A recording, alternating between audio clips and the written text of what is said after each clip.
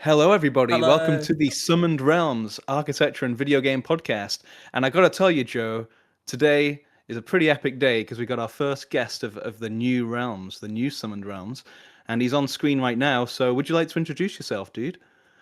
So I'm Dan. Me and Aidy know each other from way back. I'm a graphic designer and brand strategist, freelancer, who started in kind of video games and has used that love of video games in my branding and in my business to try and attract the right kind of people, basically. Nice, that's awesome. I was, as I said to you before we came on the podcast, I did forget until we were messaging that you'd studied video games, and so that made you even more sort of like perfect for the podcast. And I was thinking, like, because Joe studied it as well. How does that kind of like come to in terms of like starting with video games? What was it something that you've always wanted to do since you were a kid, or did you? What was it the kind of going on with that? Yeah, I mean, it absolutely was. I started designing computer games in the back of maths books when I was like Hmm. 11, much to the annoyance of my teachers, who would just be like, "Please, just do some maths." And I'm like, "Well, technically, game design has a lot of maths in it." And they're like, "Shut up, Dan. Do the maths we say." So it's always been something that I've loved doing. I've loved creating things. The first video game console I ever got was when I was like 6 years old, maybe 5 or 6, and my dad won a Sega Master System and a crate of beer. Ooh, We nice. saved one, but he ran a an off license at the time, so I'm pretty sure some shenanigans went on there. But yeah, he brought that home, and I had like Sonic the Hedgehog, the original one, and Ooh, Alex Kidd. nice. It's like my first kind of real gaming experience, and that from then it's pretty much hooked. Remember a few years after that, my uncle called to like ask, "Oh, do you want to have a PS1 or an N64 for Christmas?" And I was like, "Oh, okay, well we'll What go with an an N64." option to have. My God. Yeah, man, that was like '96, so that was like the proper like that Well, that was the yeah. option. God. So, what Um, did you get? yeah, PS1 or 64? got the 64. Okay. Super Mario 64 and GoldenEye were what did it for me. Oh, yeah. Good old GoldenEye. God, I got some Yeah, history of so that that's game, that's yeah. what I kind of grew up with, basically. And then from there I got Zelda, which you can probably see I'm still massive Zelda fan. Of course. Got Ocarina of Time, and I was just like, this is gaming to me, basically. Hmm. That's amazing because I mean, but my first Zelda, funnily enough, it must be the one of the most uncommon choices. But my first Zelda was Phantom Hourglass, and I Mm. absolutely fell in love with that. But you can tell that I'm running a bit behind you, as it were, or however you'd say that in terms of age. But God, the Zelda games are just so incredible, and I actually had a I left them for I've always loved them, but I left them for a while. But then when I picked up Breath of the Wild again, I had a serious like resurgence in terms of being an adult and kind of understanding like the what's wider and more, what would be the word, just more philosophical about the concept behind it. Well, You know. this is again why I love Zelda specifically, is because of that kind of that sense of adventure and that sense of exploration. That to me was really always the amazing thing. And um, I grew up with A Link to the Past, and Ocarina of Time, and those were just groundbreakingly big at the time, basically. Funnily enough, actually, Phantom Hourglass is the last one I completed. I've been Ah, playing them all Uh, through again recently, and I completed that about 2 months back. So, did you remember to fold the DS when you had to do the yeah, stamp? yeah, totally. Yay! Yeah. And again, that kind of problem solving and that kind of puzzling and just like thinking outside the box was absolutely brilliant. And it just gave me a real appreciation for the work and effort that goes into making these and creating something new and different each time rather than just doing something formulaic.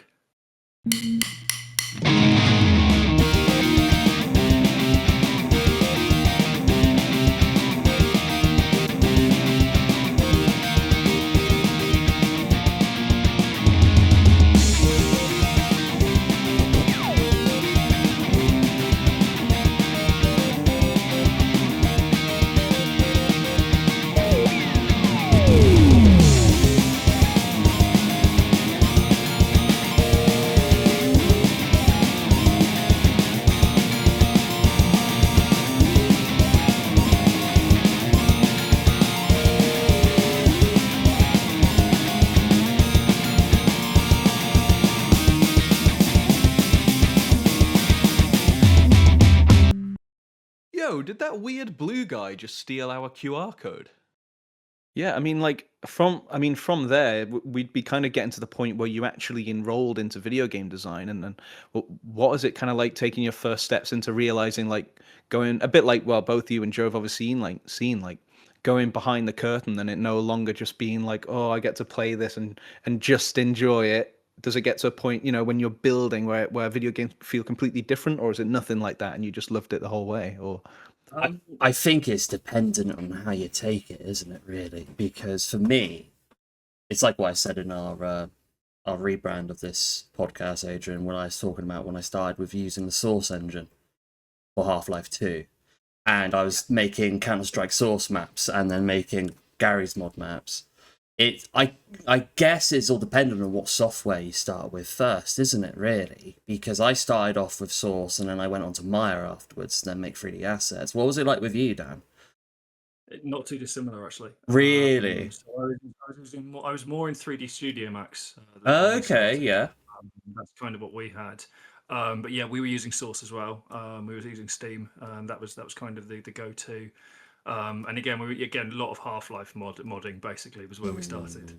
Fantastic. Literally, yeah. Fucking I tell you what, the Half-Life modding community still to this day is probably one of the most popular modding communities out there, especially with Gary's mod. It's insane. Like the amount of mods. Like, so for instance, I think one of the things I came up with was an NPC battle channel on Gary's mod. Because with how in-depth Gary's mod is now, you can literally add in different NPCs from different games with their original animations, sound effects and how they act and their AI and whatever. So you can have something from, I don't know, like, okay, take this for instance, you can have like Left 4 Dead 2 zombies fighting against Team Fortress mercenaries and stuff like that, and it's insane because it's so open source for you to mess around with that your creation is only limited by your mind, which is amazing. And I love something like that. So it's great to see that you were also kind of part of that, if that makes sense, with the Half-Life modding community, which is really cool. Yeah, no, it was it's interesting because my direction really shifted to kind of like high concept and pre-production quite quickly. Yeah. So I was generally, when we were doing especially team stuff, I was generally overseeing and moving stuff around and doing general modeling, but generally just going, I'm art directing this basically. Yeah. So the guys I worked with were definitely the better modders, but it was always so interesting because we can have these ideas and we can do something with them. Even when I was doing it, this was like early 2000s, so from 2006 to about 2010 I was doing that. Even then we were just like, there's so much we can do if we're clever about it, basically, if you just think outside the box a bit around your solutions. did you mean to say that you preferred the direction aspect as opposed to kind of just like the kind of, I guess, manufacturing of assets and things like that? Is that what you mean to say? Yeah, basically. Yeah. So I've always liked that kind of ideation and this kind of direction and coming up with ideas from nothing. That's basically where I kind of started to get my actual career from, basically. But I found that I enjoy doing the art, and it's really nice when you've made something. But I always found that having that, being able to bring that whole team of people together and getting them all to create something, and you've come up with these ideas and they're all putting it all together, I was like, yeah, this is really good, this is really interesting to me, that's really fun, and building that off the experiences. It will probably come as no surprise that my favorite game designer of all time is Shigeru Miyamoto. Hence all the Zelda stuff. And I did actually meet him once in a Virgin Megastore. Oh shit! Whoa, no way, that's crazy. Okay, go on with that. Let's cook off with insane. that then. Go on, tell us that. Yeah. So this was so I would have been about 13, I think. So at the fucking perfect age then, basically. Yeah. Shit. It's literally 2001 or 2, so I was 13 or 14 then, I think. And I just got my GameCube, and he was doing his only European appearance in a Virgin Megastores in London. And so I just went up there with like my copy of Mario Sunshine and going to sign it, and I was like, yeah, this is the best thing ever. Oh, he signed Mario Sunshine. Oh my Fantastic. god, that's mad. Holy shit. So yeah, I got to like speak to him for like literally 30 seconds to a minute. That was it, and then I just moved along for the next person. But it was just Was it like kind that. of And again, like I'd written about him in my 11 plus to get into the grammar school. Like when everyone else was writing about footballers for the My Hero section of the test and stuff, I wrote about this little Japanese man who used to like collect bugs and stuff in the forests around Kyoto, and then I got to meet him like 2.5 years later, and I was like, I'm done. There we go. That's Like, mad. yeah. That is insane. So would So you that's what kind of directed me quite a lot. say that throughout your time with playing Zelda and a lot of the Nintendo games and consoles, would you say that's what, like you have said it's inspired you, but is that what your sole inspiration is for getting into the career path that you're in now? Not as such. So obviously I love my games and Yeah. everything. And I was a fairly solid student, but not solid enough. So when I left university during the financial crisis. Oh shit. So Okay. yeah, that face, O face. It was an absolute nightmare trying to get a job at that time, and I just didn't cut it, unfortunately, because I had been so focused on trying to get that go for. I wanted to do the art direction, I wanted to do this kind of thing, that I didn't have enough of the baseline skills to be able to get the entry level jobs. I aimed a little too high, a little too early with that. Do you know what? And this kind of goes into what I was wanting to ask about. So it actually delves into a question of mine I had written up.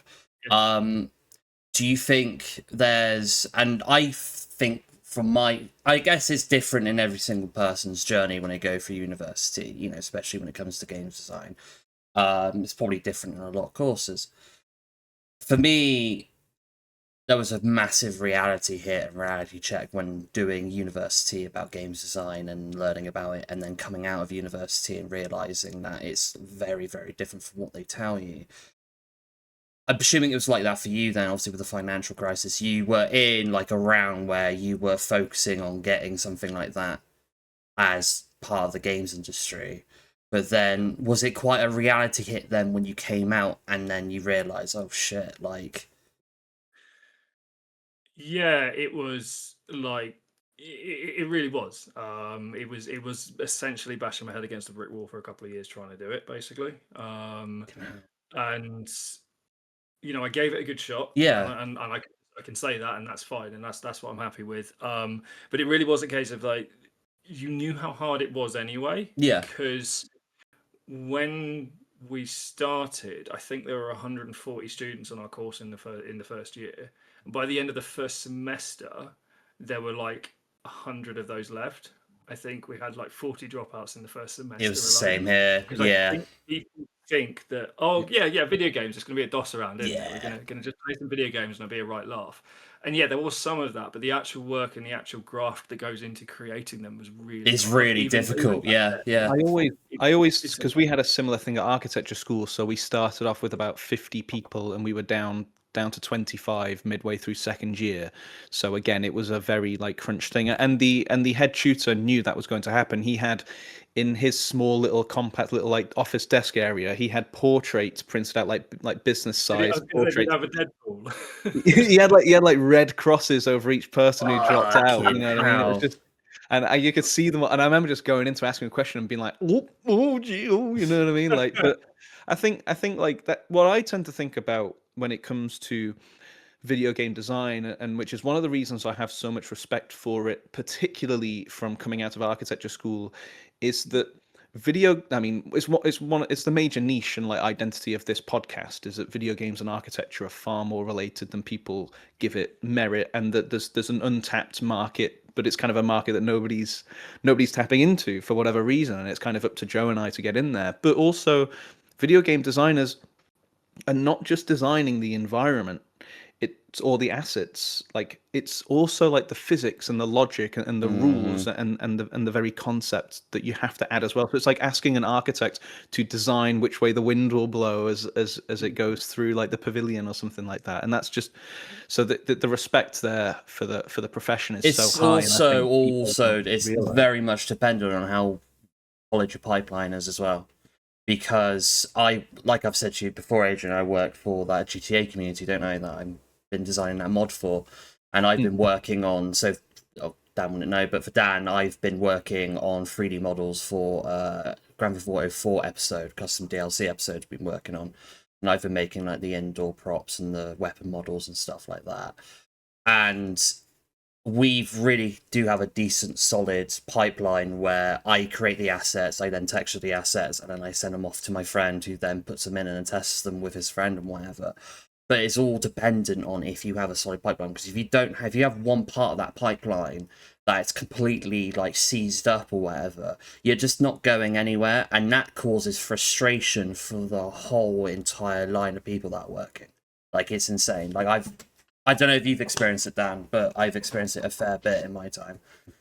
Yes, certainly. I mean, it's very similar to everything in the design world, and anything of that sort of nature. Is that one thing can just throw out the entire project. Massively. Yeah, It's that they go, I'm just waiting for this one person to pull their finger out and give us the thing, basically. Well, it's kind of like working on a group project, isn't it? At school or in college. Yeah. It was just because I did have one of those in my group, in our group project. Oh, no. And he was just like, he just wouldn't get stuff done. And you're like, everyone's fucking waiting, but dude, everyone's grade is like depending on you not being a dick. Yeah. And so I used to have it out with him on fairly frequent occasions, basically. even on a if you get outside of university or outside of these like smaller communities and get onto like larger scale like projects in architecture. I mean, we have someone who hopefully will be a guest on the podcast one day called Paul Feeney, and he's worked with some rather large architecture firms, such as one that's run by Rem Koolhaus called OMA. Just some very kooky, interesting architecture. But amongst those, he was given a huge project that was a competition to work on. And it was a massive scale project to try and win a competition to get the actual funding and the grant to actually build it.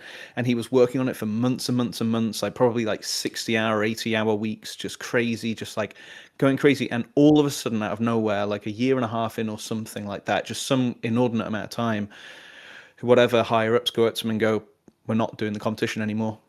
That's it. That's it." And so he just because whenever I talk to him just about things, and whenever it gets, people have these stories that kind of define them, and I think for him, that was very much something which like he took very hard. And it just goes again to show, similar to the pipeline thing, is that, like a weakest link in something, or just like someone who's not pulling their weight, it's so savage in these kinds of industries, so. It is, because it's one of those things where like you do get people who are absolutely solidified on getting it to work, and getting it out and making sure that it works, and you make sure that the deadline's met.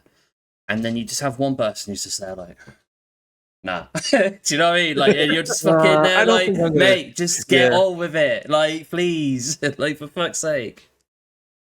But yeah, no, I think it's one of those things where I think, like I said before, I think there's a lot of fluff around how amazing being in the games industry is, or the design industry is, because like I said, what was it in our previous episode, we discussed about this as well, didn't we, Adrian, where I said that in my college course, like Bournemouth University was like considered one of the top like 3 game design courses in the UK, and it was completely like like shown to us like, oh yeah, if you go to this course, yeah, you'll have a really good time, which I did, but you'll have a really good time, and then you'll graduate, and you'll get yourself a career down the line. Oh, you'll be directing Zelda, literally, and stuff like that. You're going to be Mr.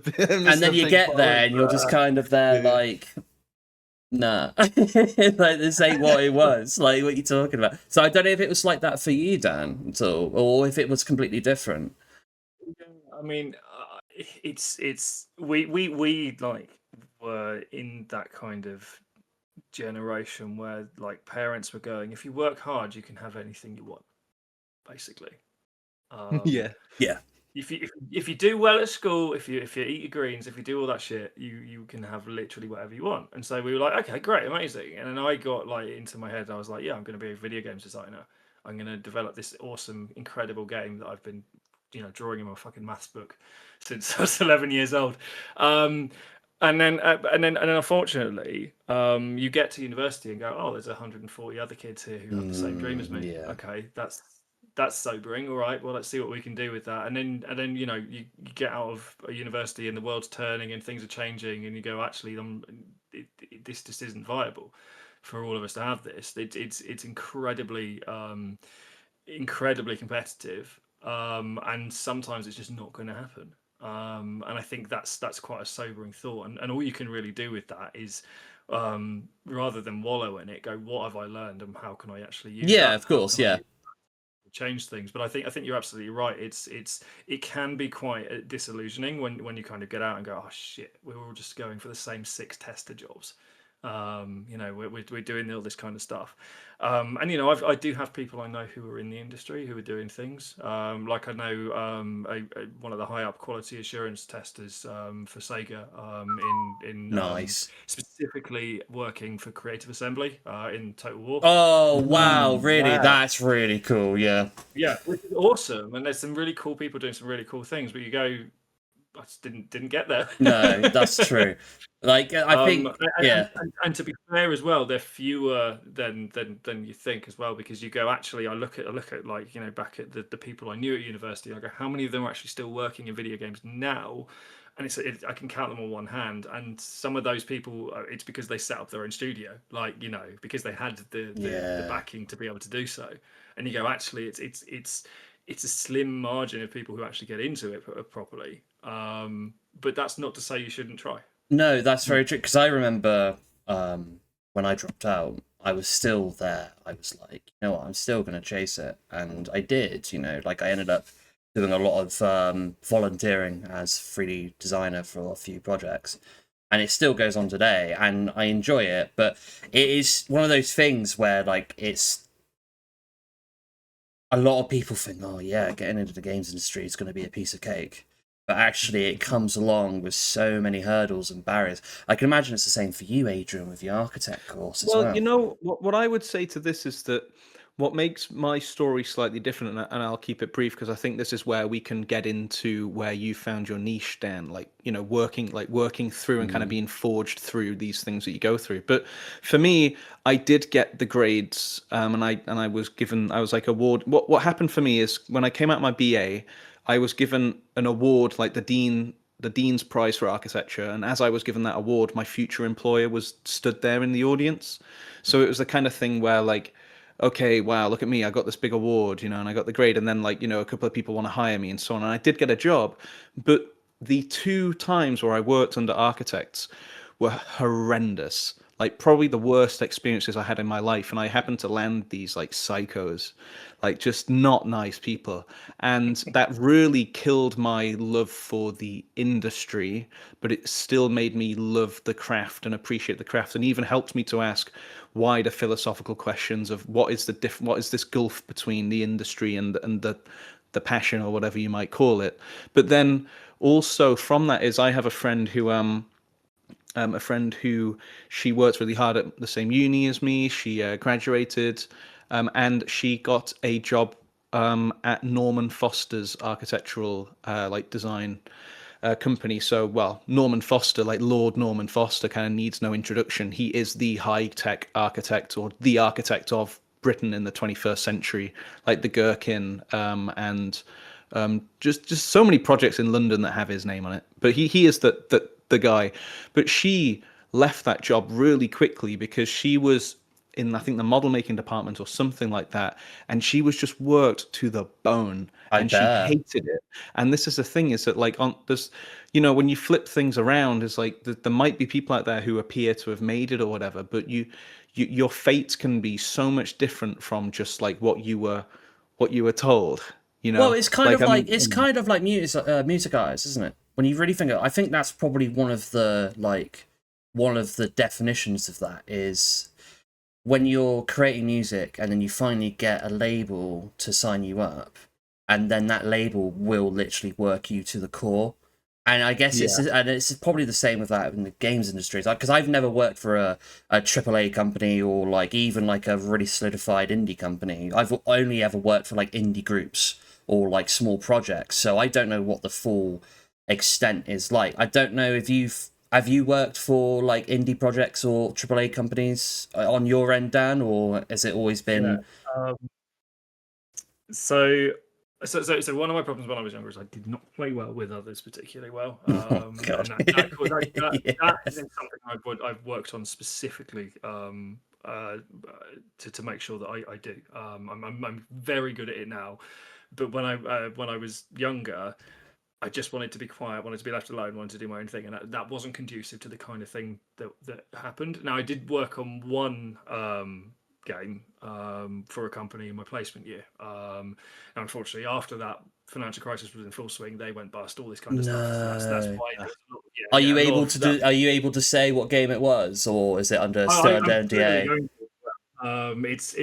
It's funny, and there will definitely be some laughs out of this. But it was actually High School Musical for the Nintendo. Whoa! Yeah, Really? Holy shit! so you've heard of it. Did you design the Did you design Troy's hair? Because I used to always have my hair like Troy. I didn't design it, but I did a lot of the animation work on. Oh, well, there you go. Yeah. Wow. I shouldn't really say this, but we lost his face at one point, and that was a whole shebang. We had to find. We just lost the file. And we had to find them again, and that was a nightmare. But Whoa. they were really great, and they're really nice to work with, and I could work remotely even then. This is like 2000 sort of 2008, and they would still let me work remotely. That's cool. As well. Yeah. It's pretty Wow. amazing. But yeah, it was that's kind of the only real kind of experience aside from just doing bits and pieces here and there during university and little bits and pieces. But yeah, I think it was. I had quite a good experience, but I've spoken to a lot of people who've been in the industry and have left it, and they have had not good experiences. And I think the problem is that there's a lot of narcissism. There's a lot of kind of very tight knit kind of groups and cliquey kind of groups that make it problematic for people trying to get into there. Coupled with the fact it's very difficult and it will require sort of 80-hour weeks because those budgets are razor thin, all this kind of stuff. And it's a very competitive market as well. So yeah. So yeah, you can see why people get burned out with it, and you can see why that works. And you know what? Some people love that. Some people love the crunch. Some people love working 80 hours a week and putting it in. That's absolutely fine. But also that's not me. I don't love doing that. So sometimes I look at some of the people I know who did it and go, "Fucking hell, I'm glad I didn't get into that." Actually, I'm glad my life took a bit of a different turn there. Yeah, it makes you wonder because I feel like some of those people maybe they have this very particular vision of how hard they're working now in order for maybe 5 or 10 years down the line I'll be the director and something like that, or they're just people who are quite they're quite pliable, unfortunately quite malleable, and they don't talk to themselves enough and they deal with it. I think similarly to you perhaps, I think, Dan, is for me these two architecture companies that I went into, I just serious problems with the directors and things like that, and it tends to make me wonder if it was I think it might have been my ego clashing with them, not openly, but an internal battle. I was just I will not tolerate living like this. Absolutely won't, but it wasn't going up to one of them and it wasn't like that. It was just fighting inside and then being right, I got to get out of there. So there's an internalized power struggle sometimes within things like this, because I have worked for a narcissist before, and especially at that time I was just getting through a lot of and I'm very open with this in my story. I was getting through a lot of mental health issues, depression, anxiety, that kind of thing, and I was changing and evolving into the actual confident, decent human I am now. And he was so narcissistic, and everything had to be his way. Even if someone else found a better way, no, couldn't be done like that. Had to be his way, regardless. And I used to just dig my heels in. And this guy, as soon as he got his sights set on you, that was it. He'd try and get you out of the door, but he wouldn't fight you. He'd just bully you and manipulate you and stuff like that. Yeah.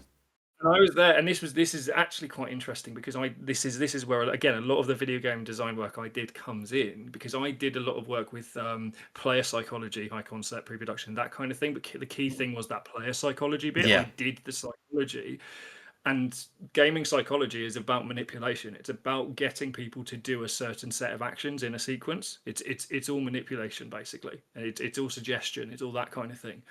So he started up, and I was like, I know this.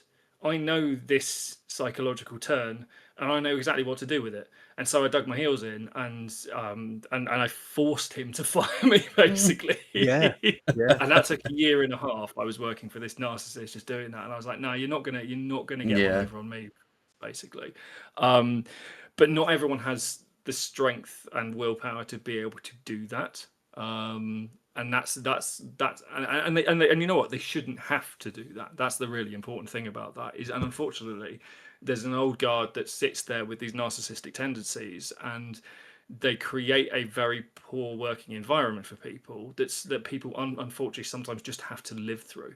You are talking about the architecture industry. That is literally what you're talking. I literally, when I was dealing with these people, the term "old guard" is so powerful, and we're seeing like a real generational, like just this Yeah. huge tilt in the, what would you call it? Is it the community or the attitude? I don't know what would be the right word for it. It's just a sort of, culture, I'd say. yeah, It's yeah. the work, it's the culture of work, and how that's actually evolved and changed over the last kind of 15, 20 years, especially, is that people can't, back sort of 40, 50 years ago, you'd get a job and that was it. You were in that company for your life. Yeah. That was how it worked. Now you're changing job every 2 years because you can't get the same, the same ways aren't open to you because people will promise stuff. And I've had this, people go, yep, if you do all this stuff, if you do these courses, if you do this, you'll get a promotion. And you do it and they go, no, sorry. Yeah, And so it's like, it's similar to how they would advertise stuff in college then, is that they give you all this like, there's all this like this golden ticket, and then you finally get that golden ticket and you realise it's not a golden ticket, it's just like a fucking piece of toilet paper with like a little fucking sign on it, do you know what I mean? Yeah. with education, because this stuff is useful regardless. You can use it regardless, Yeah. like the educational piece. But like in work, especially where you're expected, like so you're expected to know very specific things to this industry because you're niching down. The further you go through life, the further you niche into something until you find a specialism. And you just sat there going, I've just wasted a load of time on this specialism that you wanted me to learn for your business, and now you're not giving me the progression path. The hell am I supposed to do with that? Whereas at least at school and college and that kind of thing, you can actually utilize a lot of that information and skills and go, actually, I can repurpose this. It's like I was saying. So a lot of that psychology, that game psychology, is very similar to brand psychology. So I repurposed it into brand psychology, and I'm doing a damn good job off of it now, basically. This is what I wanted to get onto, because this is where you take these struggles and you take these things, but you're, as you said, in maybe in school or something, it's applied differently. But now, kind of looking to the future, you've almost kind of like worked with what's been put on you, what you've learned, what you've gone through. It's sort of like in some kind of like martial art, you've kind of flipped around and turned into something else. So yeah, what are those kind of things that you brought through? How would you encase like Iron Dragon design like that? Or So firstly, that I like saying this to my clients as well, is you can only see the journey looking backwards. Yes, that's very true. Yeah, my God. Right? You can make plans for it, and you can have some ideas of where you want to go. And having a vision is really important. Having something to aim for, but you can only see how the steps have got you to where you are by looking back. So that's kind of one of the ethoses I use around my brand. So again, this was the time I was working for the narcissist. I went, I've had enough of this. I'm going to reskill myself in graphic design because it's similar skill set to a lot of the games design stuff I did before. I was already au fait with like Photoshop and things like that. So learning a few other design programs, no problem, easy pickings basically. And again, that going on to that point about learn skills and expanding them. University taught me to use 3D Studio Max. Then I used that knowledge for learning how to use that program, how to get good at it, to teach myself InDesign, Illustrator, all this other stuff, basically. So that was a skill I could use and take further forward, basically. So I started reskilling myself, started looking for jobs in the industry, and the classic silver medalist I am, consistent silver medalist. I had like 40 interviews across 2 years for like entry level positions, and came second place in all of them. And by that point, I was like, I'm a bit fed up with this now. I'm getting a bit sick of it. And I thought, most of them coming back to me going, oh, you just don't have the right level of experience, all this kind of shit. So I went, right, fine. I'll make my own experience then, because I'm getting these interviews off the strength of my portfolio alone, which is just stuff I've done to get interviews. obviously there's a market for this. I'll just start the business myself, and that's how I started up Iron Dragon. Basically, was I just went, no, fuck it, I'll do it myself. Thanos moment, basically. Fine, I'll do it myself. And just went for it. And that was, yeah, as I said, coming up for 10 years ago that I started that.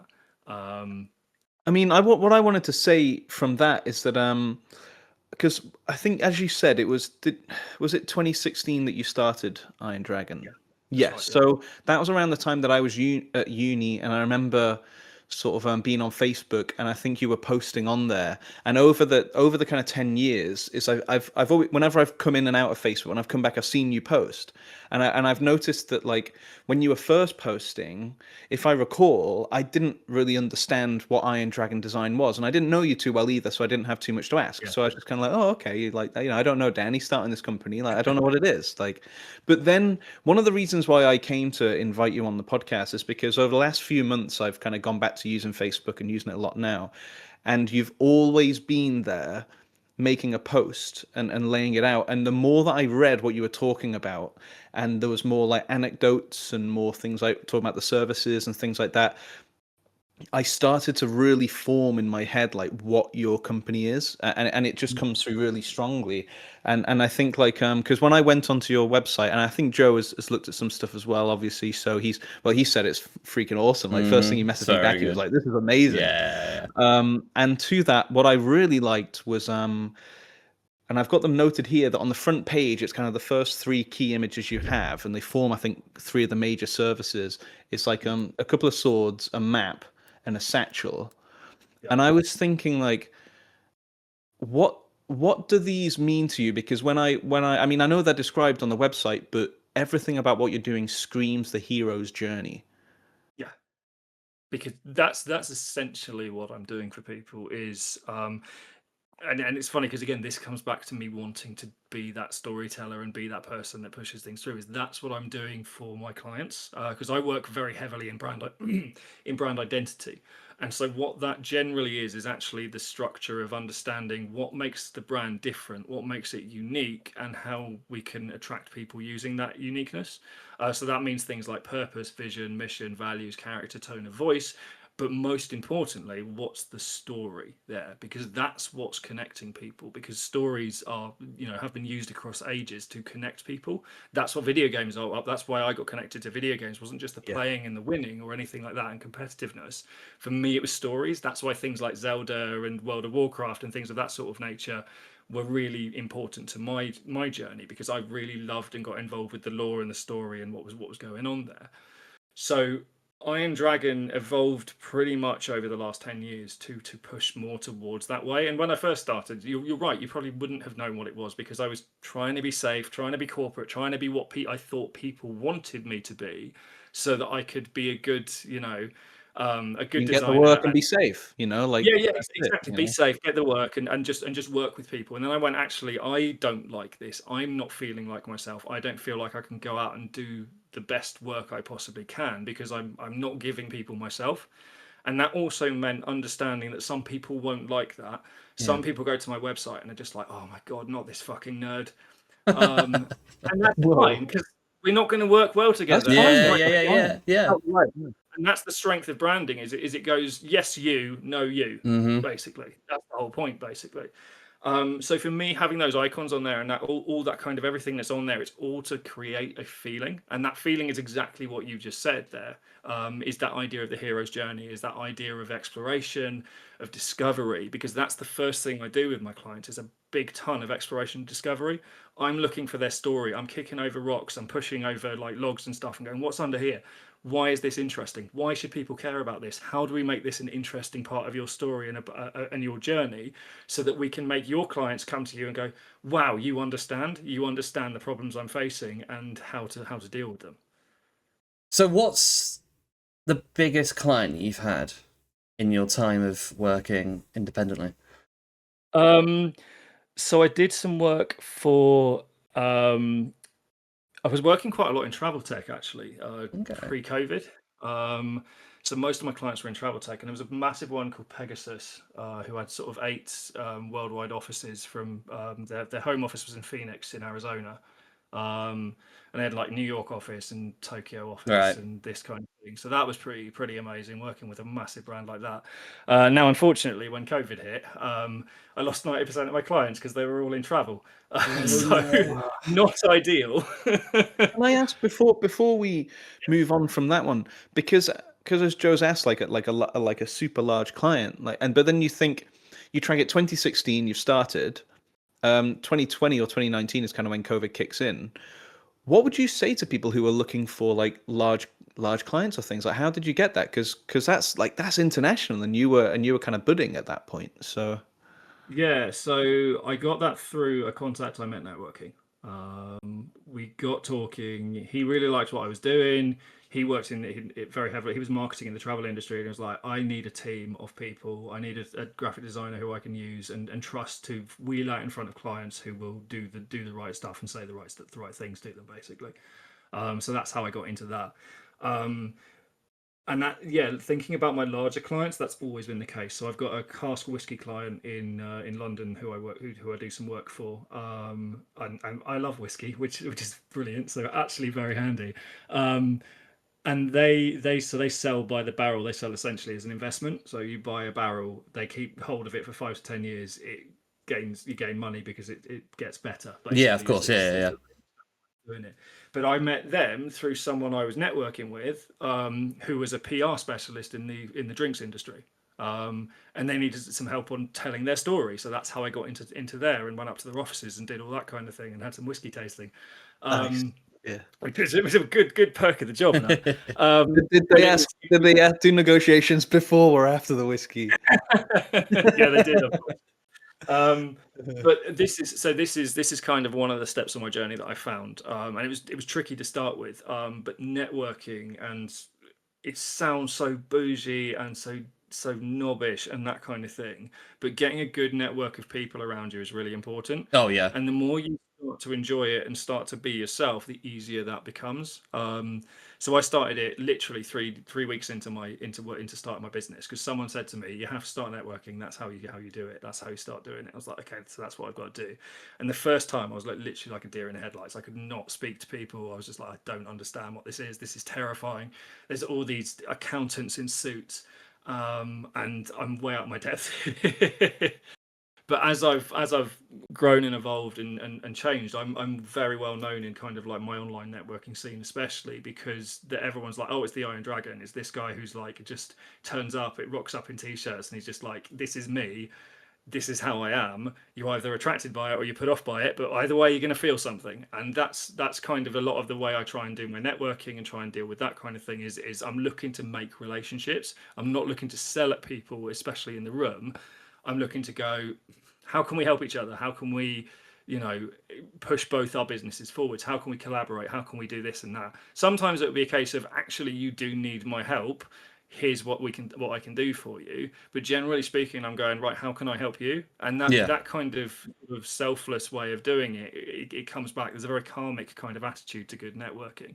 Well, especially because, as you kind of said, because it goes back to you doing gaming psychology, and then you started to think about workplace psychology from that, and then and then when it becomes identity, you're talking about all sorts of things, whether it's the ego or the id and things. I'm not going to pretend I understand those terms. I'm just saying I know of them.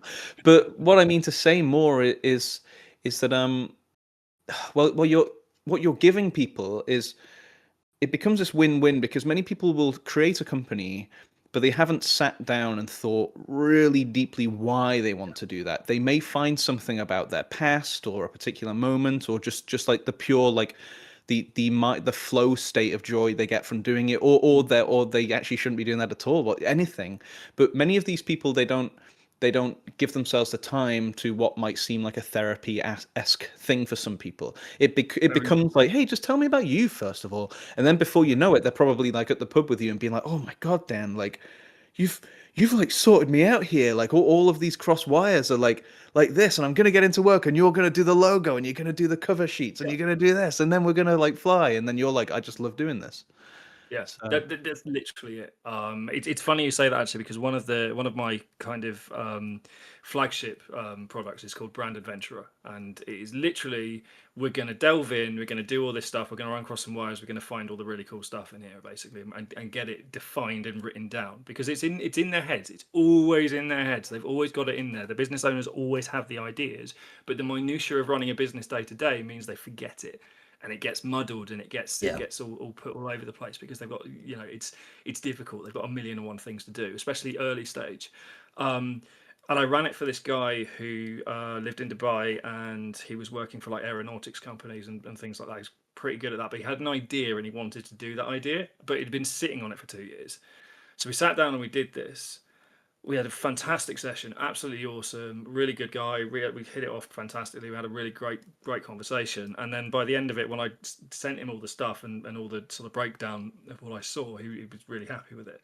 But the really interesting part came a few weeks later when he sent me a message, and he said, "Oh, I went to see my therapist the day after we had our session, and I walked in, and she said, 'You've changed.'" And that to me was like, that was mind blowing, that I'd had that effect on someone in 3 hours, that we'd managed to go, this is you, this is why you're having a problem. And I'm not a therapist, I'm not like trained to do any of that. Sometimes we hit veins of trauma and I'm like, I can't go here. You need to talk to someone actually trained. You're like, whoa, okay, hey, just let's exactly. go back a bit. And I've got to be really careful around that kind of thing. But I'm lucky that people trust me quite quickly. I'm good with people in that kind of respect. And hearing someone go, actually, this really sorted me out and got me to where I need to be is an absolutely incredible feeling for me. And I like to think it's probably due to the fact that you've, like you said, you came from your own adventure, right? You've started from basically the ground up. You've learnt to network with people and get to know people properly throughout your years, because I could imagine that if you went from, like straight to like the top, like you wouldn't have had that sort of journey where you would have gotten to know people's psychology and all that sort of stuff. And now, well, like you've just said, like you've changed someone's perception on everything by just having a chat with them. That's incredible in itself, I must admit.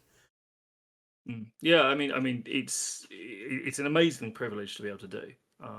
It's something that again, I never saw myself in this position. I only saw the steps going backwards, but it's incredible that I get to hear these stories and help form them as well. Like there's a real sort of emotional power to that, and it brings me real purpose and joy in what I do. I think, like, sort of, I guess, moving into the work that you do, I was just thinking, do you, because you're also dealing with brand identity. It's not just graphic design. Like it's not like in architecture where someone comes up to you because like they want a Zaha Hadid house or they want a Peter Cook like cultural building. It's like they're actually coming to you because they're trying to reach this identity.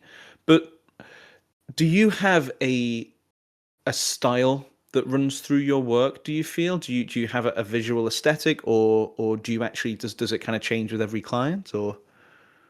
Yeah, I definitely have things I'm stronger at, and all designers do. And I've got again, one of the other benefits of networking is I know a lot of other designers, and sometimes I'll go, we'll discover some stuff, and I'll go, cool. What you want is outside of my wheelhouse. This is the person to speak to. They'll design you something that's incredible, and like that's where again not going too heavily into the psychology, that's where you can just need to separate the ego from the brand, is to be able to go, that's not mine, that I don't own this area, someone else does. But I think that I certainly have a style. I certainly find that I'm quite bold and adventurous in what I do, and that's not for every industry. That's not going to work for everyone. That's not going to work for every business basically. I've got a very strong sense that, especially when it comes to logo design for starters, because that's what everyone always assumes brand is the logo, but it's way deeper than that. But that's what people want to see, is that central piece. So for me, logo design is very much about the evocative emotions and the feelings and everything else that are created by it. A good logo to me doesn't explain necessarily what the product or service is, but it leaves someone with a feeling, and it marks them out as unique and different. It becomes memorable. So like, look at some of the most famous logos on the planet. We're going to go with Apple. We're going to go with Nike. We're going to go with McDonald's. It doesn't actually tell you what they No. do, but it gives you a feeling and it helps you recognize them. Yeah. And that to me is what that's how I do designs. So if, for example, a plumber wanted a logo and was just like, I want some taps, and I'll be like, that's not for me. I can't do that. Yeah. I can't help you with that. It's not kind of the way I work. And I work very sorry to interrupt, but it's because it's all my neurons are firing now to listen to this, because I was thinking about how you talked about how in the past you much preferred the director end of design. yes. And it's coming through again. It's a case of like, no, I'm not, we haven't got someone on the call who's like proficient at drawing loads and loads of things, and like an animator, they obviously have their place, but you've again, that's one of those things that you've kept through, is it sounds more like you're like, okay, I can do some of the physical product stuff, but I'm here to like guide this ship to where it's going to go. And also you might need to pull in this guy and you might need to pull in this guy, because it's like hiring your like, it's like being a commander and then hiring like the best in like repairs or the best in like recon or something like that, so.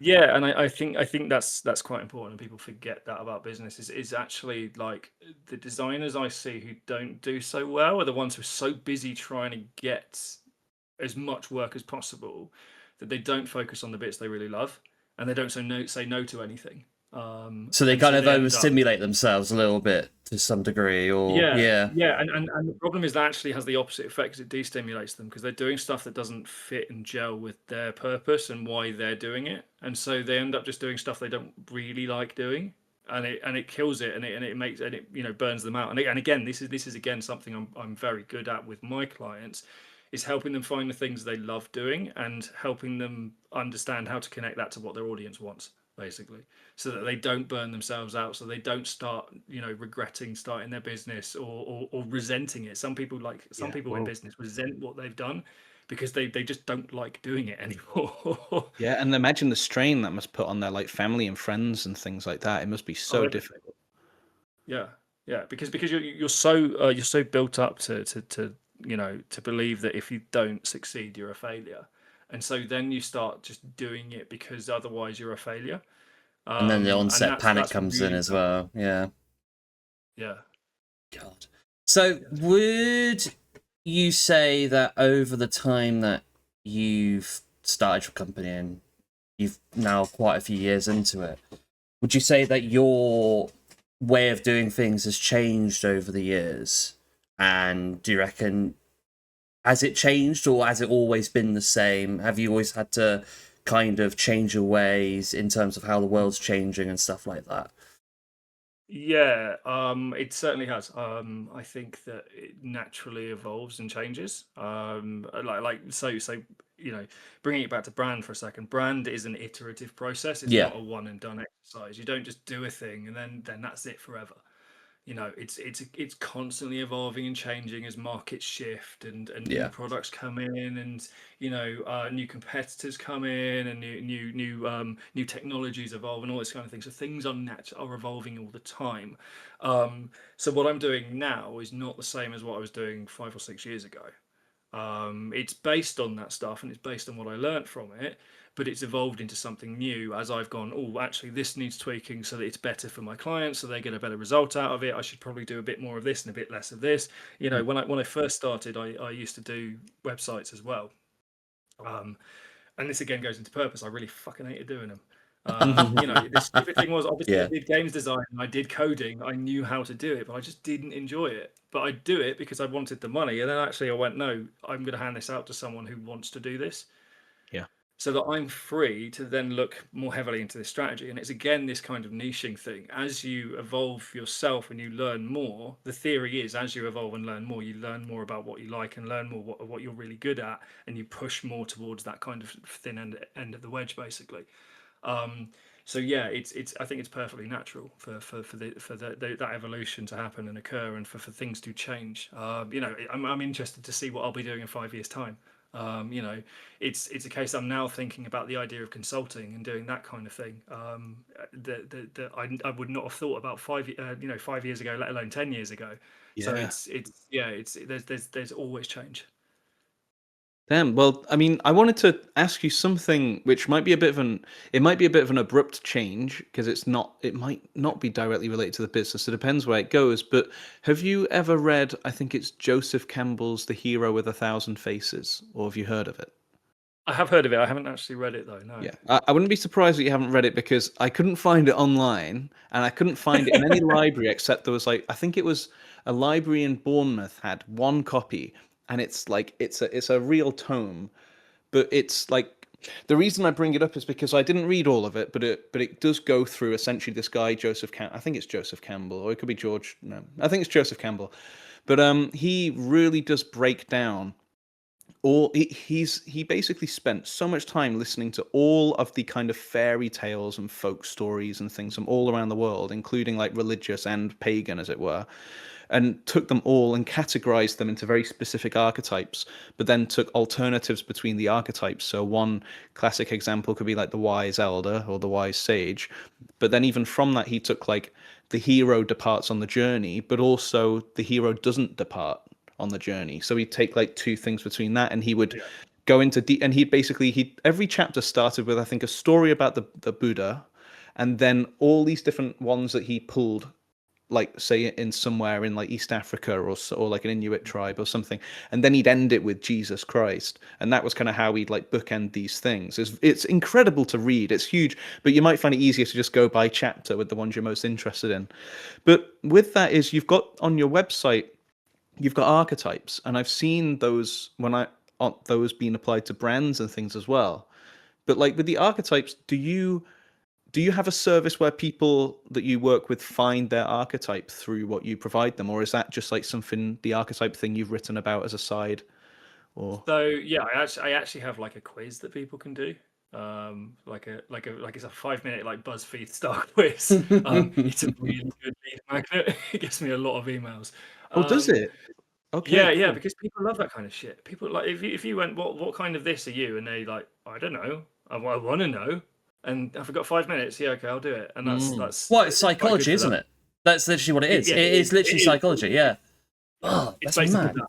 Yeah, yeah. You dangle that little carrot in front of them and go, what this are you? Because it's about them. It's on the ego. So they're going, well, I want to know what thing I am. How many times have you seen a personality test and gone, I wonder what personality I am? That's true. I've wanted to know like what Yeah. animal am I, what Pokemon am I, what country am I, what What anything fucking am Harry I? Potter Yeah. house am I? What anything, literally anything. You go, I want to know that. So it's to be fair, the quiz is a little bit pop psychology because it needs to be short and easy and structured. The deeper level of it, it's very so that is very good for getting a very brief overview that can give you a little bit of an idea about what the character is. But the actual work, and this is quite interesting, you said there about the thousand faces there. The actual work goes a lot deeper because you go, okay, this is the overriding archetype, but there's only 12 of those, and there's a lot more businesses than that, and a lot more business types than that. So how do we use that to find your distinct voice? Where do we borrow from other archetypes? Where does the road split? Where do we go, actually, you've come from this place of the magician, which is all about change and transformation, but you've actually then moved into a position of the hero, which is about mastery. And how does that evolve and how does that change throughout the whole customer journey and the voice you're using to talk to them? So you can go really deep into it, but that's when it requires someone to again guide people through it. And this is why you might not be surprised to know my archetype is very much based in the explorer. That's where you need a guide to take you through it and understand, okay, you can use the very base pop psychology level, but you'll sound like a lot of other people. So what you need to do is define that and refine it and push it down further until you found something that's again niched and works for you and the story you're telling. And I guess your business helps with because what I'm thinking is and stop me if I'm wrong, of course, but once someone's found their archetype, it becomes a case of really being disciplined, or the brand's archetype, I should say. But you know what I'm trying to say. It's like you've got to have quite a bit of discipline in making sure that everything you communicate or every element is holding that through. Otherwise, you're kind of just spinning around and just Well, throwing out random stuff. yeah, this goes into a deeper point of brands of brand identity is that consistency is super important. Because if you go to one place and get one message and then go looking for that company again and get a completely different sounding message, you're thrown off. You feel a bit odd. You're like, hang on, what's going on here? And as soon as you get that feeling, that company's lost a sale because you created this artificial hurdle to sale, You basically. can't really trust them, maybe, or do they come across as a scam? Are they inconsistent? Are they unprofessional? Or is there someone who just looks better? Yeah, that's exactly it, and that sort of voice is your internal voice saving you from harm. Basically, it's an evolutionary concept, and without that, that's how you get into danger. So you listen to that voice, and that voice is going, something's wrong here. I don't know what it is, but I don't like it. That's it. You're not buying from them, basically. So that's why that consistency is so important throughout the whole thing. And the reason we use archetypes to begin with is because it's a really easy way to pin consistency on something. Because we can go, so for example, if I said rebel as an archetype, you immediately be able to start talking about that and start talking about the kind of voice and the kind of tone and the kind of way it works, because we know instinctively from our own kind of human storytelling element what a rebel should be, basically. And that really helps clients understand that they go, okay, I understand that everything has to sound like this rebel character, everything has to sound like this. But what happens as businesses evolve, again, is that voice changes and grows and matures. It will change into something else as the business changes. Yeah. And keeping it the same as it was at the start is really impossible, because it will take other meanings on, and it will grow itself, basically. It will naturally change, go through different archetypes.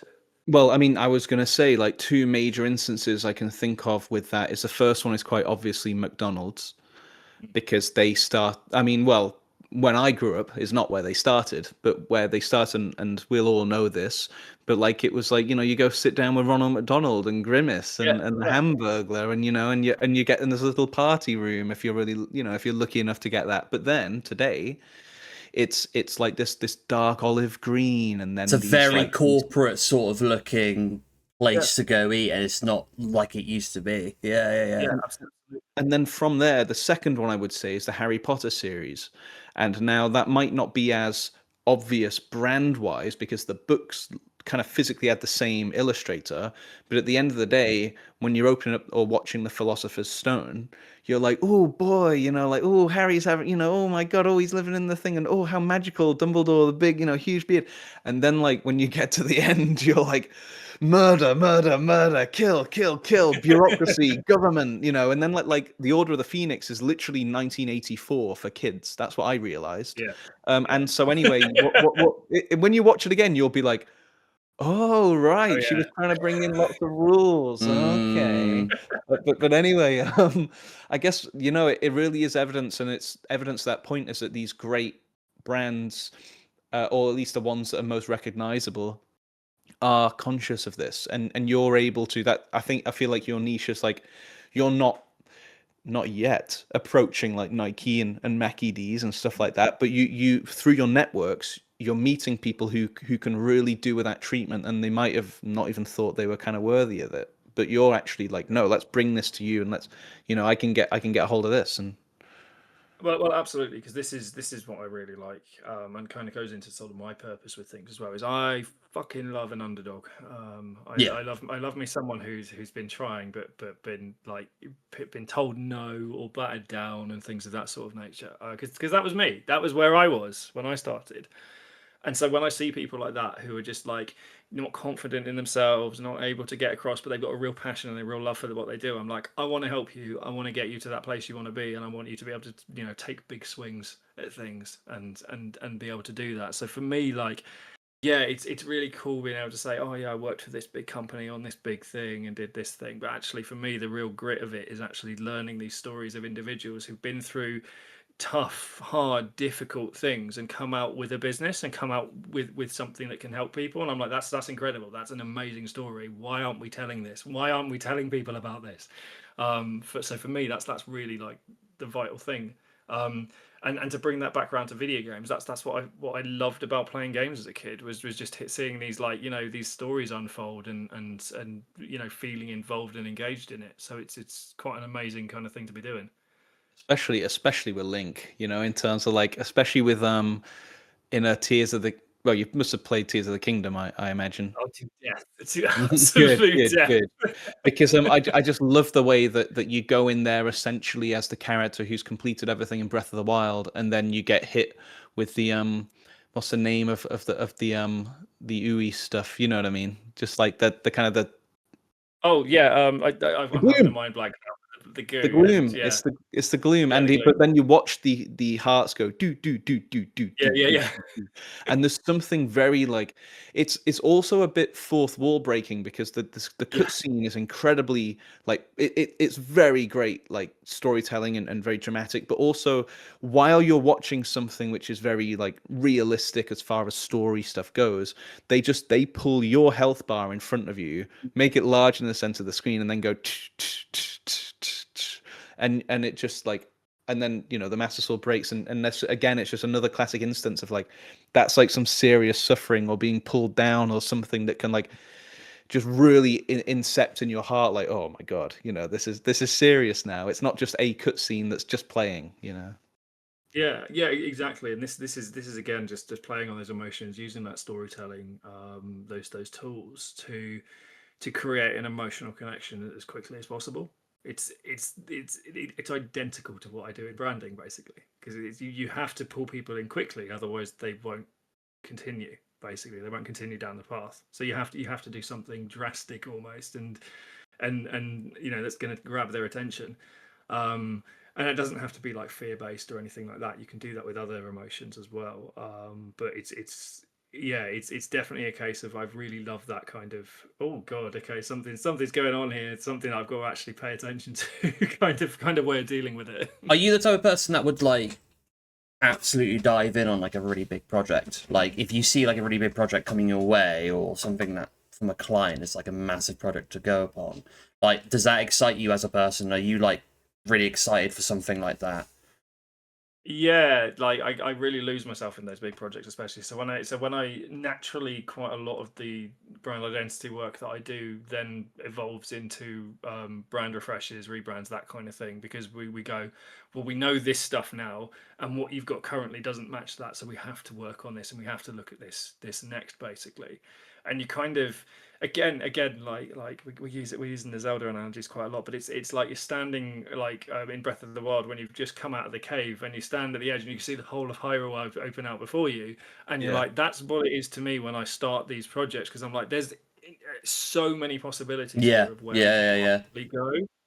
We've just got to dive in and pick a direction, and just start getting into the weeds of it and have a look and see where we end up, basically. And sometimes it surprises you. Sometimes you end up in a place that you just go, never thought in a million years we'd be here, but here we are and we love it.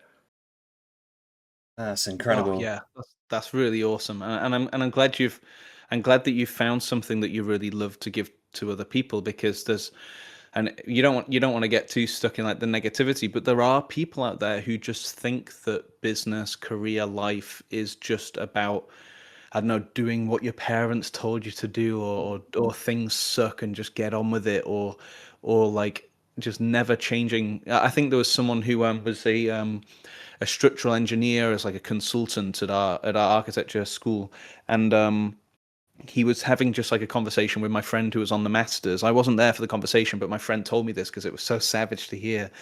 But this guy who's like done some incredible projects in the world. He's worked in Antarctica with like particular structures in there for like British explorationary kind of things, and he works for a big company right now. He's done a lot. Like he's so good that he's able to take his time out to come talk to students about their harebrained schemes, and just tell them, oh, this is how you do that. A 100-meter cantilever, well, you'd probably need a 200-meter bloody like thing going the other way, like counterweight or whatever. My point is though is that my friend was chatting with him, and they must have been getting onto something like more real, because this guy, this structural engineer, he said, oh well dude, I'm mid-50s now, and I did what they told me to. I got the car, I got the wife, I got the house, I got the kids, and now I just don't know what to do. And like you just think that some people might do that and actually get along with it all right, but some people it's like they're just they're Yeah. like hitting their, I think you said the phrase hitting their head on a brick wall. You said it like a good while ago, but there's just some people out there who just, I don't know, they won't take, is it cheesy to say they won't take the journey, or I don't know. Yeah, it's a security thing.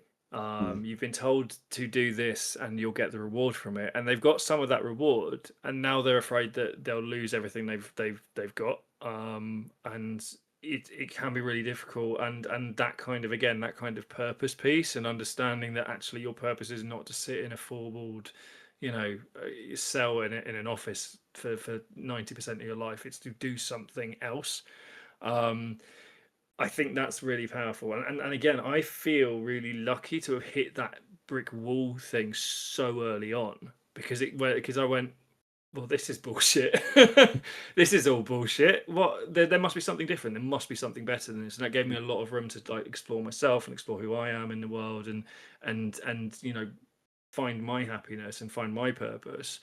Um, and it's something I think that a lot of people go their whole lives without being able to get to, which to me is quite sad, and in a depressing kind of manner. I think that everyone has something. Some people work his purpose, and that's absolutely fine, but that's not for everyone. And finding something that's actually amazing to be. I've met people while networking who go, I had everything. I had the the six-figure salary and all that kind of stuff. I had everything, all this kind of stuff, but it was worthless. And now they were earning 20% of what they were in corporate, and they're super happy because they're doing amazing things. And that's amazing. It's all about understanding that not everyone has the same goals when it comes to success, and what success actually looks like to them.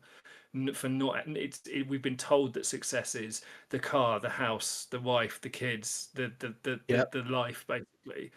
And more people are understanding, oh, that's not actually what I see success as. That's not how my dreams work. And that's okay. It's okay for people to go, actually, I'd be happy with a small salary, but doing something I really enjoy with my life. And I think there's, and let me know if you think this is right or wrong, but I think more people are starting to take life more holistically like this, bit by bit. I think more people, even though we tend to hear, like, maybe on the news or something, we might tend to sometimes feel that people are becoming like just more money driven, I suppose. And people are desperate for money when times are bad, of course. But I think that's the thing, is that you hear a lot of people who kind of realize that they don't just want material. And otherwise, if all you wanted was material wealth, then it almost makes you feel like there'd only be like a couple of archetypes, really big, or for the business, that all I mean, obviously you always need to make money, but it's kind of like, if you're just working for money's sake, then you're not, as you said about the journey and looking backwards and things like that. It's like you are going through incredible things and having incredible experiences with the life that you have. And if you're only aiming for the dollar, for the dollar bill, what's the point of the archetypes? I don't know. Maybe you'd push back on some of that, though. I don't know. Yeah, no, I think there's something in what you say there. This is just about understanding that it's different strokes for different folks, isn't it? It's basically understanding that, yeah, for some people it is all about that dollar, and that's cool. That's fine if that's what you want to be. I mean, don't be a dick about it. Try not to be a Yeah. twat. But for some people that's fine. But for other people that's not what they want. They want to make it like this is, again, this is I keep saying this. I'm really lucky, but I am, in the fact that I get to speak to people who really want to make a difference, really want to do something amazing, really want to build something or create something that's making an actual change and an actual, and changing other people's lives. And I think, without getting sort of too socio-political on this or anything else like that, I think that a lot of the focus in society is work hard, earn money so you can work harder and earn more money. Yeah, absolutely. Yeah. And a lot of people don't want to do that. And the thing is that they're not lazy or they're not wasters. This is the really important thing: is they're not lazy, they're not wasters, they're not people who they're not dregs or anything like that. They're just people who have a different mental makeup, psychological makeup, really, and see the world differently and want to do something different in that. I mean, what you said didn't strike me as like people who are like you know wasters or dregs. I was thinking more. I get why you brought them up. Maybe they're an archetype. I don't know all the archetypes, but but no. What I mean to say is that what you're describing sounds to me like someone who hasn't fully confronted themselves in that meditative way, or they, you know, as you said about security and safety, you know, it does sound more like someone who hasn't been able to give themselves the time to really meditate on whether they're happy or sad, what they really want, more that kind of side. That could be someone who's working super hard. It's not, it could be, it's anyone anywhere. You know, it's universal. I guess it comes say. from the old age concept, though, isn't it? It's like if you get yourself a job straight away after school and you get yourself a career, then you're set for life. But actually, in today's society, in today's world, it's not just about that nowadays, is it? It's all about to do with your mental health, what you're happy with, what you're not happy with. I think that's really important to remember because I have this discussion sometimes with my friends who don't run businesses, which is most of them. And they go, well, what happens if it fails? What happens if, how do you make money if it fails? What happens then? And that kind of thing. You have no security. And I'm like, I believe I have more security than someone who is working for someone else. Yeah. Because at any point that person that business could fail and you have no say in that. That person could just go, we're downsizing, I'm laying you off. You have no say in that. You can't do anything. Whereas with what I do, if I wake up in the morning and look at my workflow, my pipeline, and go, well, this is looking a bit fucking empty, isn't it? I go, right, I'm going to go and do more networking. I'm going to go do more marketing. I can do things to prevent that.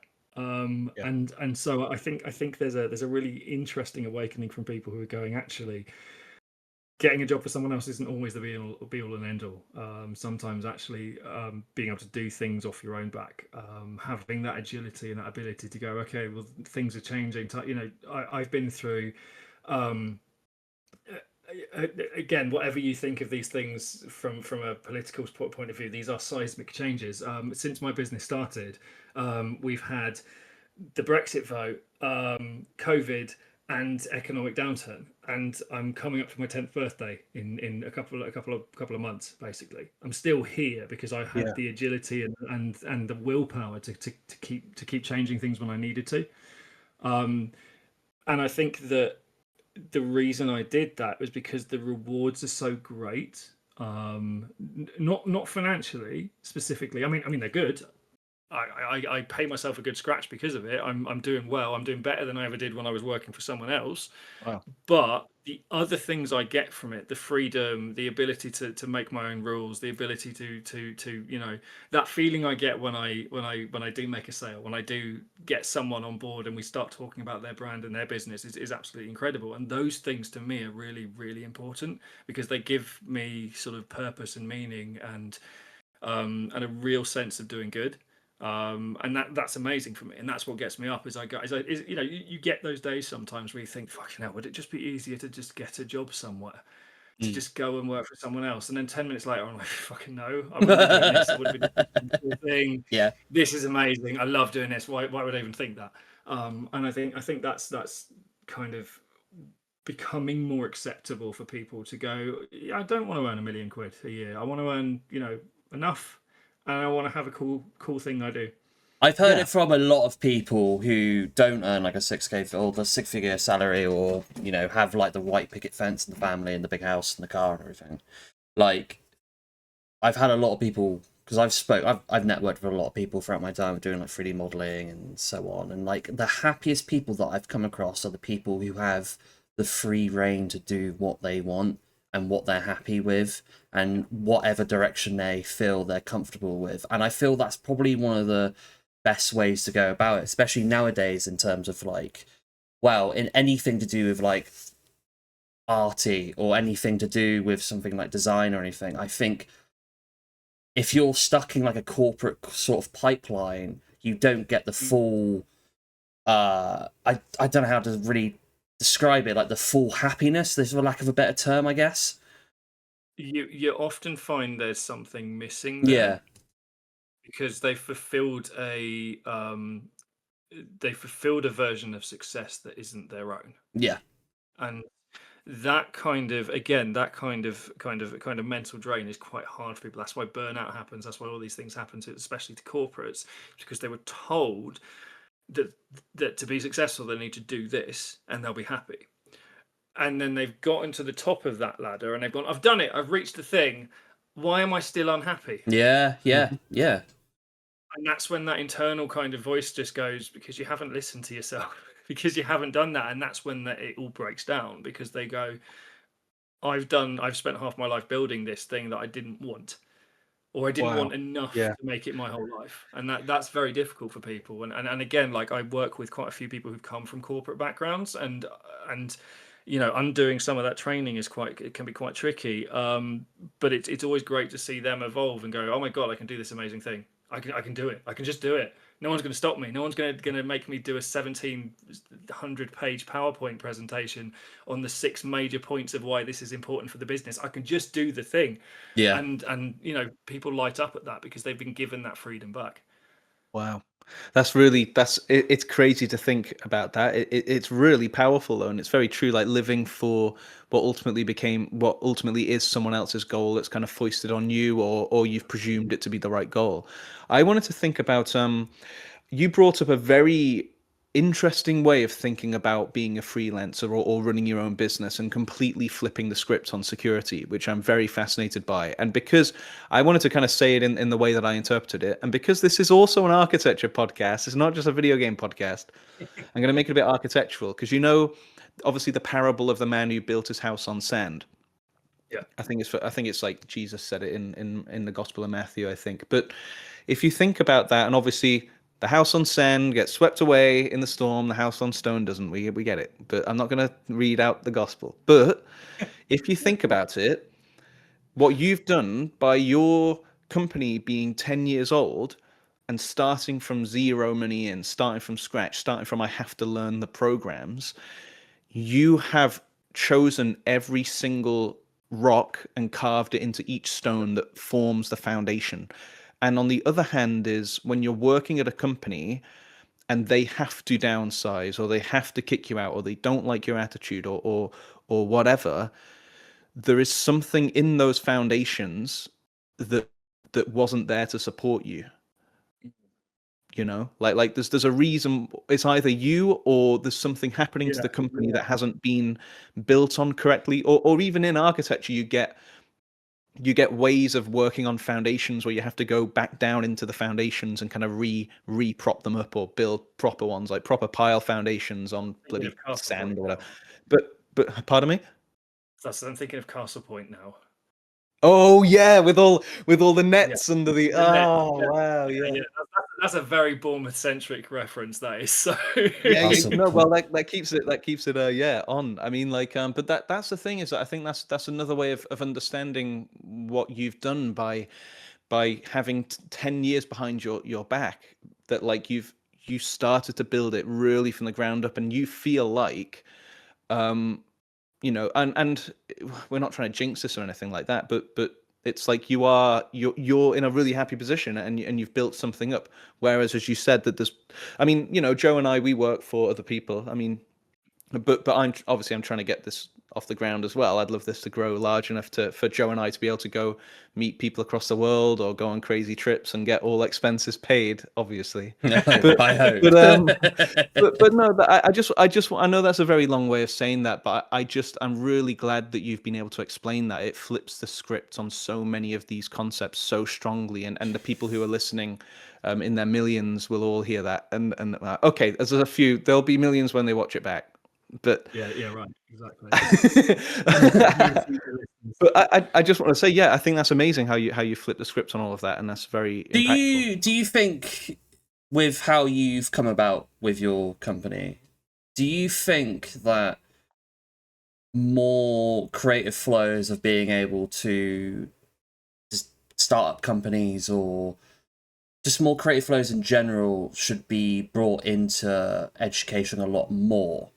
Especially in like the later years of secondary school and college and stuff like that. Do you think that should be more of a thing, or do you reckon the way we do things at the moment is how it should be, or do you reckon there could be changes upon that? Yeah, 100%. So the stupid thing is, because obviously I went to grammar school, I was a smart kid, all that kind of shit, but I got decent grades. I could have got better if I was more engaged and involved, and that is because the system we use for education is based off an imperial method from 100 years ago, 150 years ago, that was used to create the little soldiers of empire, essentially. it doesn't work for everyone. It works very much to build these molded little soldiers, and anyone outside of that mold finds school difficult. Now I was again lucky. I was clever enough to be able to get some good grades and also misbehave and rebel a bit. So I was kind of that very lucky sweet spot. But a lot of kids who were talented and brilliant didn't do well because they weren't being nurtured in quite the right way.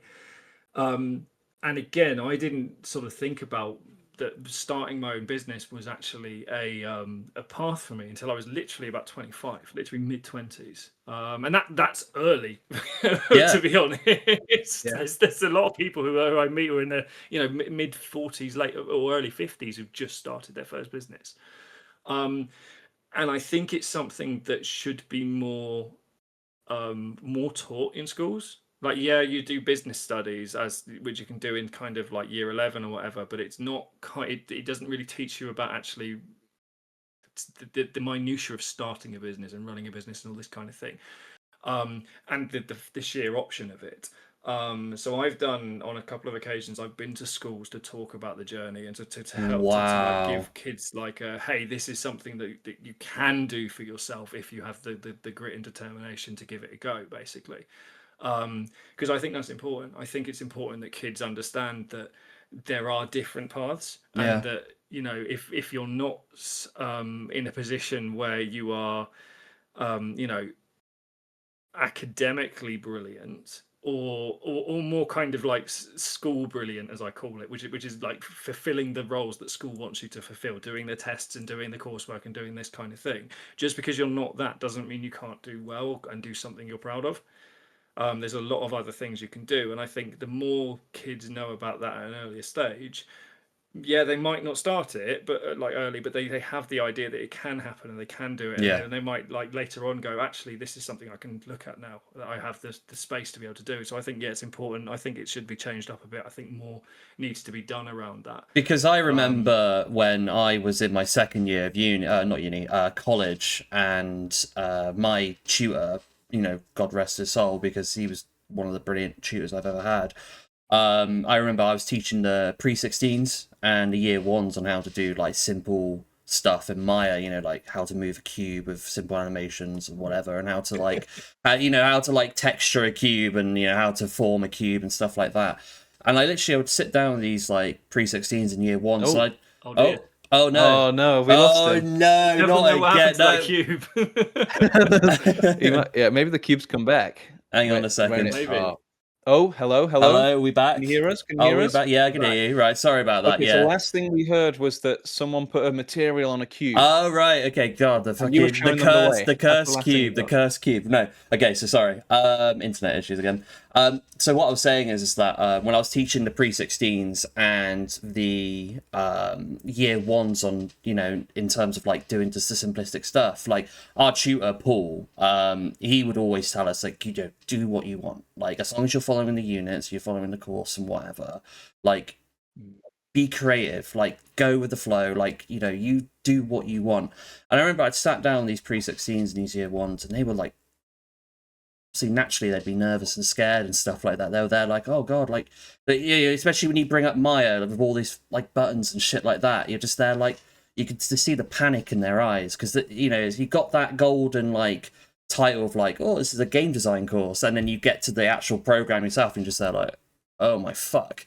But the thing is, like I said to them, just like literally explore, like see what you see and just mess around with it. And I shit you not, like seeing the eyes light up in these pre-16s and these year ones was amazing to me, because you could just see like Adrian just said earlier, the neurons just activating in their heads, and just like the creative like flow just going through them, and it was incredible. And I'd say that if we were to have something more like that in earlier education, not primary school or like the early years of secondary school, because you're still basically kids, but if you were to have that in later years of secondary school, you could unlock so much potential from people and not just have them form into like the oh, I'm going to do, sports, or I'm going to go work in an office or whatever. Do you know what I mean? You could see, because I've seen people who have come from like corporate backgrounds and,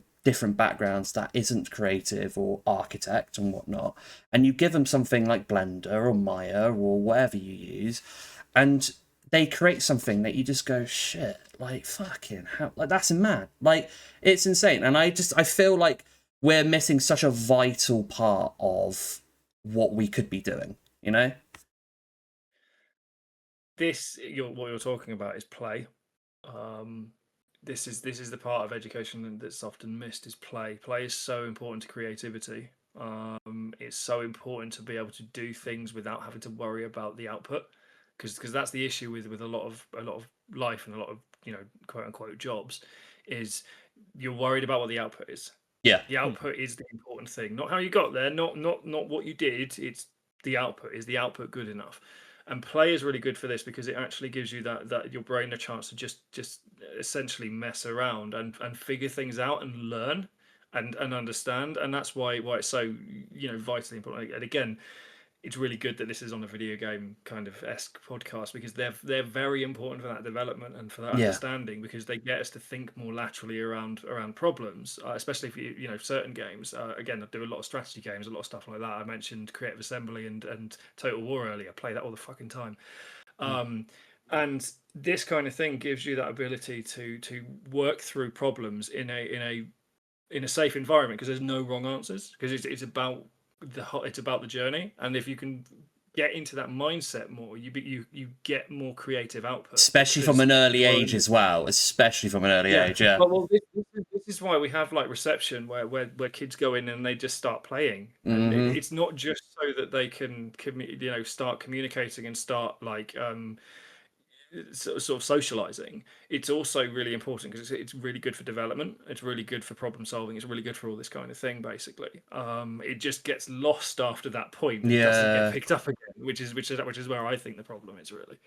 Yeah, I think that's really fair enough, and I think you've kind of hit on by bringing up this podcast in that kind of more meta way, is that if we can't get people to sit with undivided attention for an hour and a half, at the very least, we can have people listening in the background whilst they're working or whilst they're playing a video game. And I think what we've wanted to evoke is less so much how is this game made, or how did this person get here, or how was that building built, but more like, how does this make you feel? You know, what does it stir up inside of you? And those kinds of things. We don't claim to be experts necessarily, although Joe has like an encyclopedic knowledge of video games, and I know enough architects' names to say and be like, oh, wow, games my game design degree, because I can just pick up like, especially board games now. I'm just like, oh, I know how this works. I already know how to make the strategies for this, because I understand the basics of game design. It's mad, because like, for me, like, you know, you get a lot of like, especially with the older generations, they kind of go, oh yeah, like, you know, video games are like pointless and stuff like that, and it's just slop and whatever.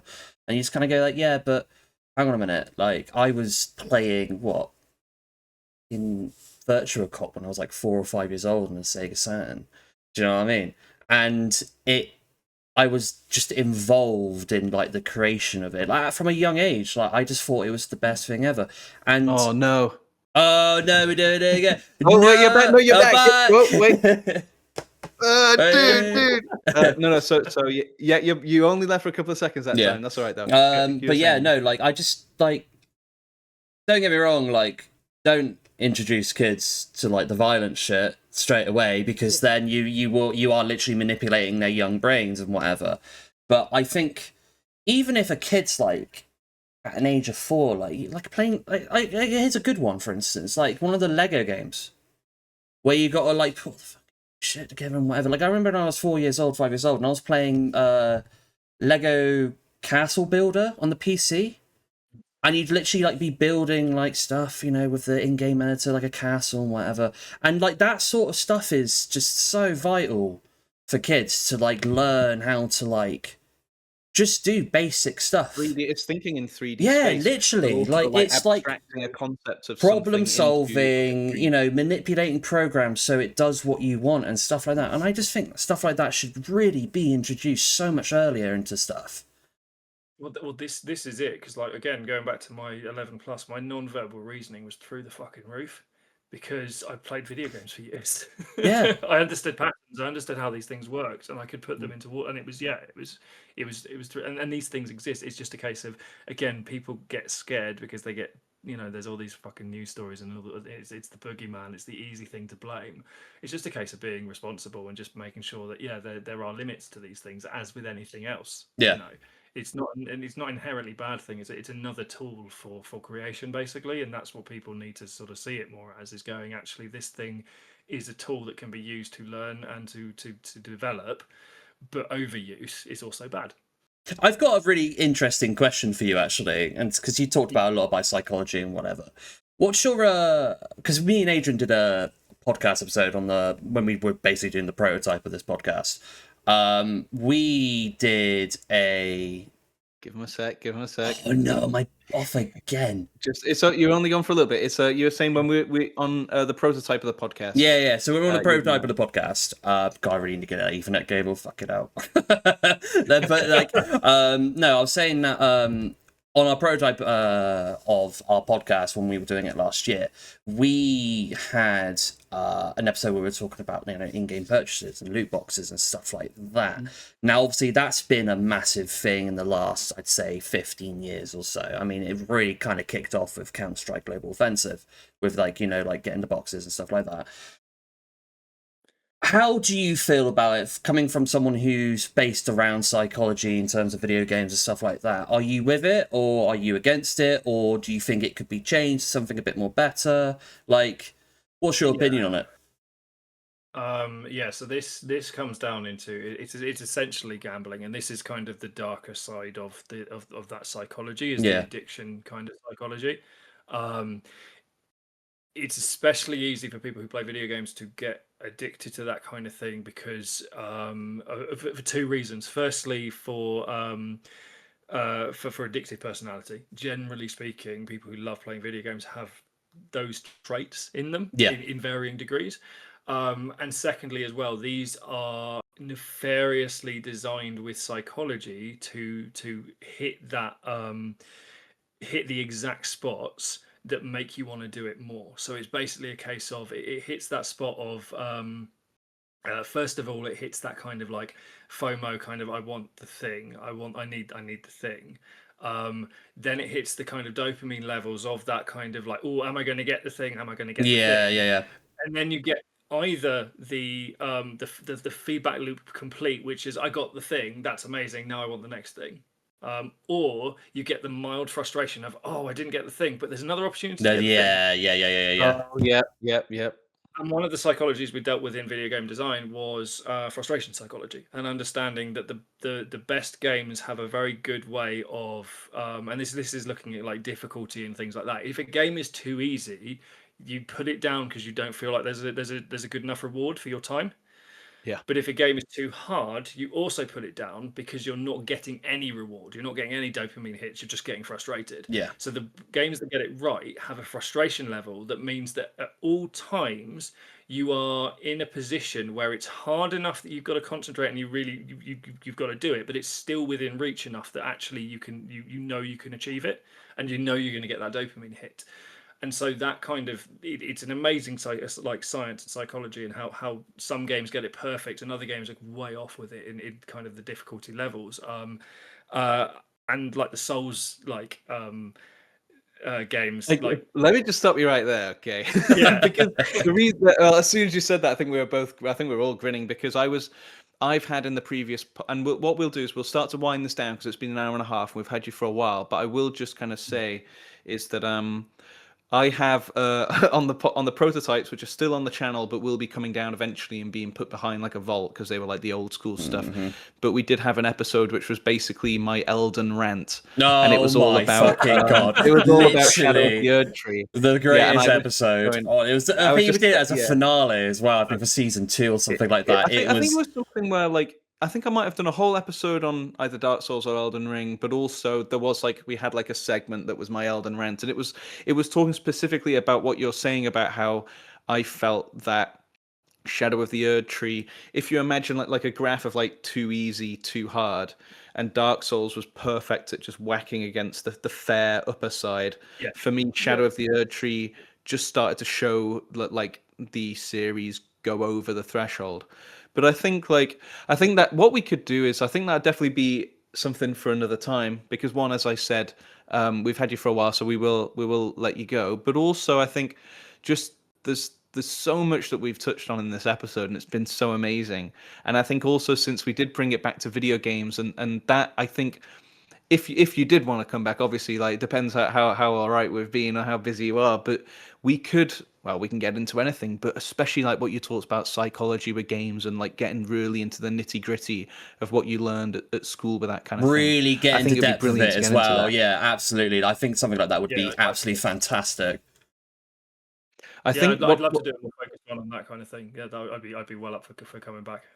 brilliant. Excellent. You've got your soapbox here. You know, if there's any games you want to whinge about because they're too easy or too hard. But what I mean to say is, we'll go into more than that. But I'm going to quickly try sharing my screen as one last note for you, and let me know. And let me know, Joe, as well, if it works. I don't know if, Joe, you want to like click on the. I can't remember how you do Discord, but let me know if it comes up.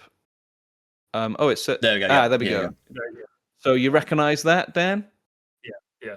So when I saw this image, the first thing I thought of was this other image. And you know how you said before about you were the archetype of the explorer? Yeah, this And is exactly bear what I in was mind, thinking. you said that before I thought of this. You said that after I thought of this image. So I got this image off of the podcast. You brought up the explorer on the podcast, and the image that I thought of is. Can you see that? Yeah. So this is super famous painting you probably know, Wanderer Above the Sea of Fog, by Caspar David Friedrich, like a German romanticist. But when I saw you stood with all of the horizon ahead of you, I just thought immediately of this painting.